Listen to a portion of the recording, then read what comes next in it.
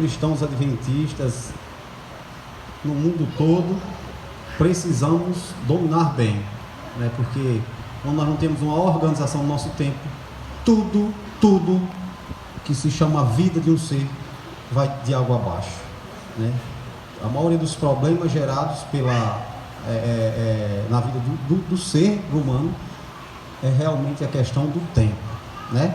Então vamos aqui meditar um pouco aqui e seguir algumas orientações. Pode passar, meu irmão.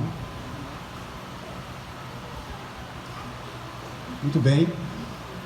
O tempo é um dos dons que Deus nos deu, talvez o mais valioso deles. Todos concordam? Sim. Com certeza, né? É um dom que Deus deu e de tremenda valiosidade, né? Pode pular, Davi? Muito bem. Se há uma coisa que é escassa em nossa vida é o tempo. Às vezes não paramos para refletir que só teremos esse minuto da nossa vida uma vez e nunca mais o repetiremos. Veja bem, é escasso o tempo. Embora todos nós, em nossa conta, todas as manhãs, Deus ele deposita 24 horas na vida de cada um aqui presente, que está aqui nesta igreja. Isso é aquele que recebe o dom da vida pela manhã, o fôlego de vida. Para muitos o tempo é escasso. Por quê? Porque nós só viveremos os minutos e cada segundo da vida uma única vez. Não temos como voltar atrás. Outra coisa, existe um limite. Nós não vivemos eternamente ainda, né? Nós não recebemos o dom da eternidade. Podemos sim receber por meio da fé, já vivenciar esse dom, porém de maneira física, eterna ainda nós não vivemos. Temos que esperar a volta do nosso Cristo. E é escasso. Você vê quantas pessoas hoje, apesar de tantas tecnologias, mas ainda tem pouco tempo. Reclamam que o tempo está pouco, né? A dona de casa, o operário, o estudante, todos de igual modo reclamam que o tempo está escasso. Está escasso. Pode passar. O tempo vai passar, não temos poder para impedir isso. O que precisamos fazer é aproveitar da melhor maneira possível. Então veja bem, isso é uma coisa, uma profecia que vai se cumprir na minha e na sua vida, que o tempo nosso nessa terra, ele vai finalizar. Enquanto Jesus não voltar, todos nós vamos ter um tempo determinado aqui, ou seja, vai chegar o nosso tempo. Pior que nenhum de nós sabemos o dia. Mas o que nós devemos fazer diante dessa verdade? Nós devemos procurar administrar de maneira eficaz também o nosso tempo, porque quando nós administramos de maneira eficaz, com certeza nós seremos bem sucedidos, né? Veja bem, uma das artimanhas que eu tenho observado ao estudar a Bíblia, que a Bíblia tem nos revelado, é que o inimigo de Deus ele trabalha muito nessa questão do tempo. Ele tem nos enchido muito com muitas atividades e de maneira desorganizada, com muitas distrações, e nós vamos perdendo tempo. E tempo é vida. Tempo é vida, né? Veja bem, a sabedoria de Deus para o tempo. Lá em Eclesiastes capítulo 3, verso 1 e diante, fala ao 5, verso 1 ao 5, fala a respeito de que há tempo para tudo, né? Tempo para tudo debaixo do céu ao qual nós vivemos. Tempo de nascer e tempo de morrer. É interessante que o verso já começa falando, olha, uma limitação. O início já tem um fim. E o que vem depois é o decorrer, vai decidir no decorrer daquilo que eu e você organizamos ou decidimos ou priorizamos na nossa vida, né? Então plantar, colher, nascer, arrancar e tudo mais. É isso que diz o verso. E no Salmo 90, verso 12, o salmista, é bem interessante o pedido que ele faz, que talvez muitos de nós, não sei se todos, mas que essa deveria ser a minha e a sua oração quando pensa na questão do tempo.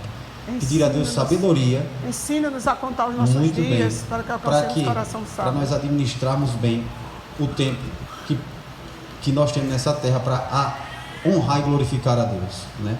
Talvez muitos de nós estejamos um pouco desnorteados com a questão do tempo, de como administrar. Assim como a irmã falou a respeito das finanças, o tempo também, ele é fundamental para que você venha a ser bem sucedido, né?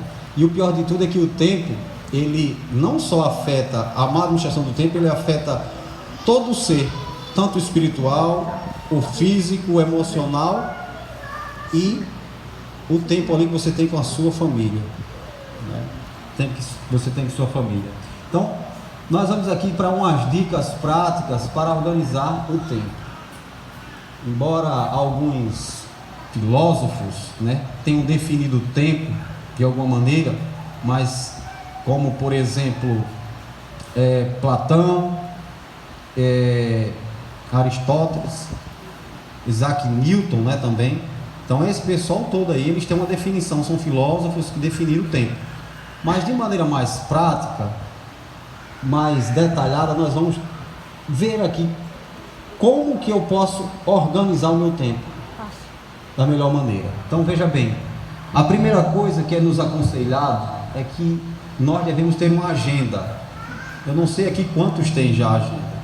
Quantos tem? Né? Tem, olha, bênção de Deus, também tem, né? Mas muitos aqui ainda não tem. Então precisamos o que? Organizar a nossa vida, colocar em as nossas vidas, as nossas ações, tudo de maneira visível, escrita, para nos ajudar. Tem pessoas aqui que eu conheço, pessoas que têm problema até mesmo de esquecimento. A agenda nos ajuda a lembrarmos dos compromissos. E a primeira coisa que nós temos que fazer é uma agenda anual. Esse é o aconselhável. Por quê? Porque nessa agenda anual você vai colocar ali nas datas especiais, como aniversário ou eventos que você deve estar ali naquele momento. E a partir de então você vai formar a sua agenda mensal, consequentemente semanal. E o mais interessante é que nós temos que colocar nessa agenda tudo, desde a hora de dormir, da hora de levantar, o horário de refeição, o horário de tomar banho, até mesmo o gasto, se você puder, de maneira mais detalhada, colocar o tempo que você gasta para tomar até mesmo banho, porque cada vez que você excede um tempo, você vai ocupando espaço de outra prioridade que deveria estar ali, né?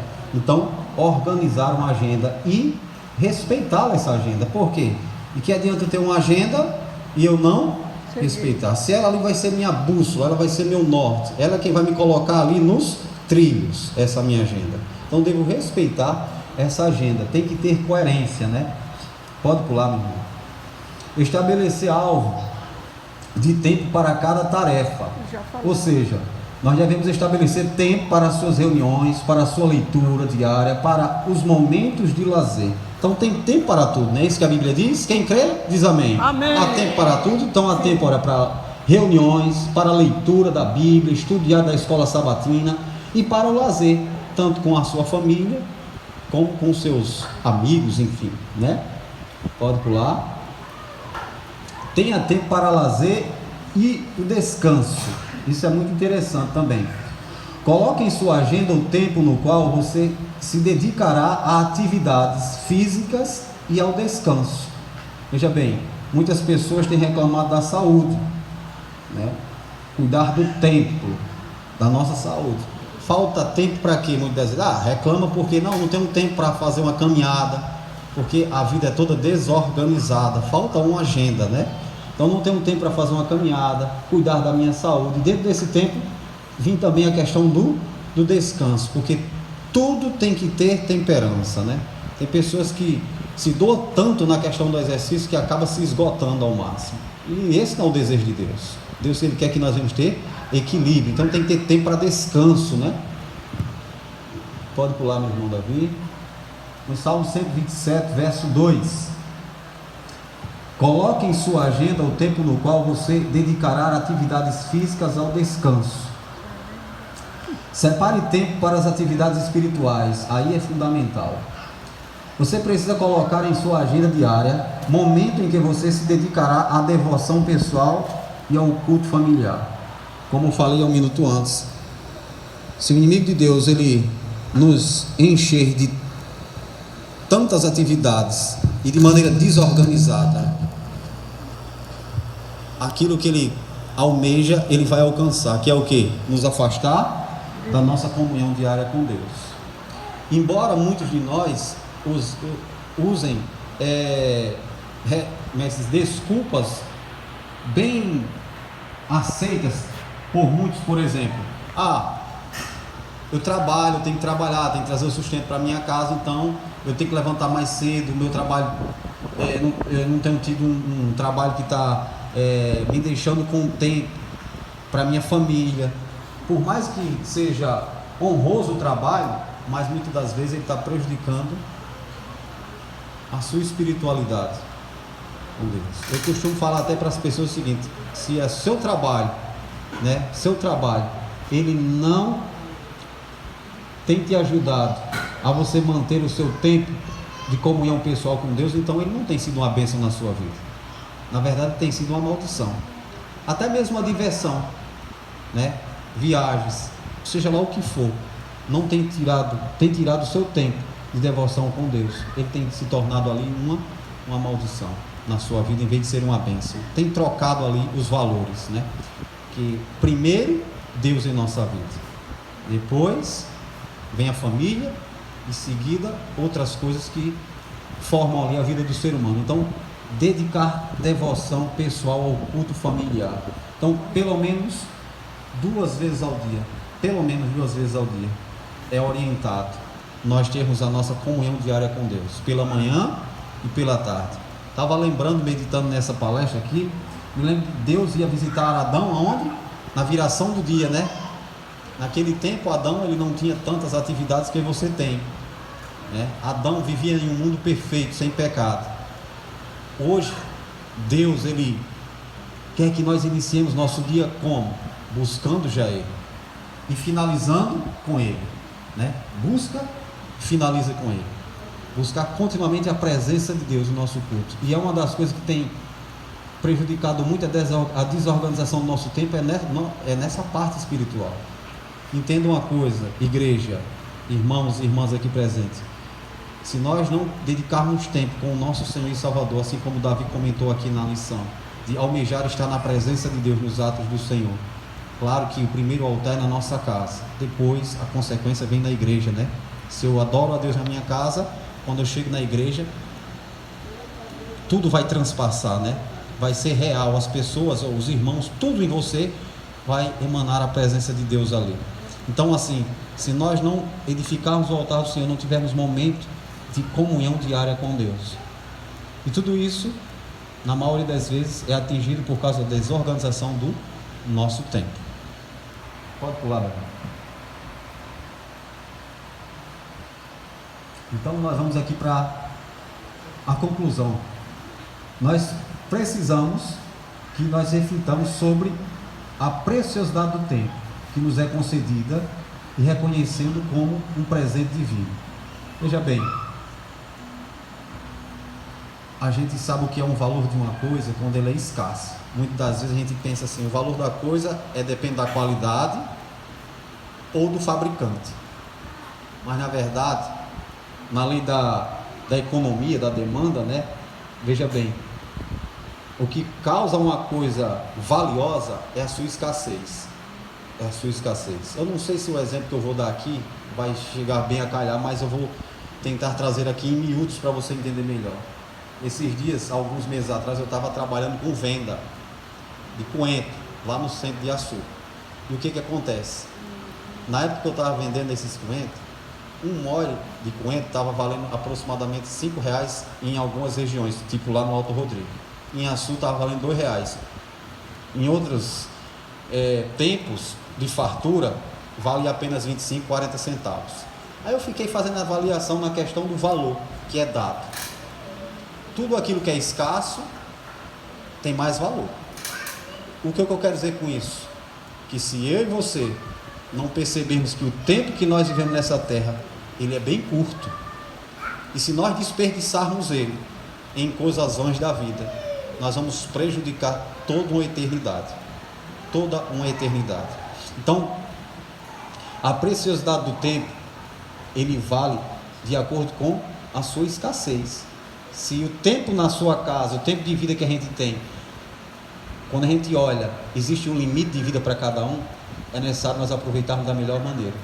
Então, reconhecendo como um presente divino. Então, valorize esse tempo.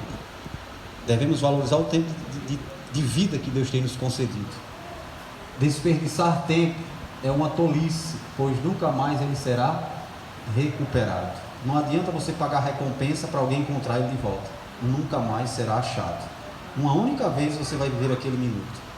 Não volta mais. O que nós devemos fazer?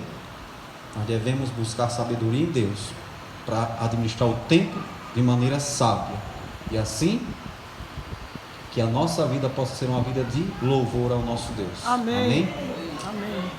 Deus ele nos chamou, igreja, para sermos cabeça e não cauda. Nós somos uma referência no mundo, mas como alguém vai olhar nós como uma referência se a nossa vida estiver toda desorganizada? Verdade. As pessoas querem olhar para mim e para você e vejam o caminho que devem andar através das minhas e as suas ações.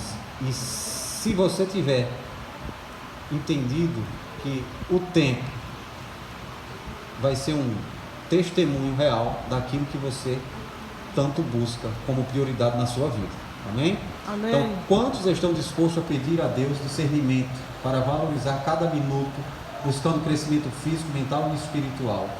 Amém? Amém. Deus seja louvado. Vamos fazer uma oração? Vamos.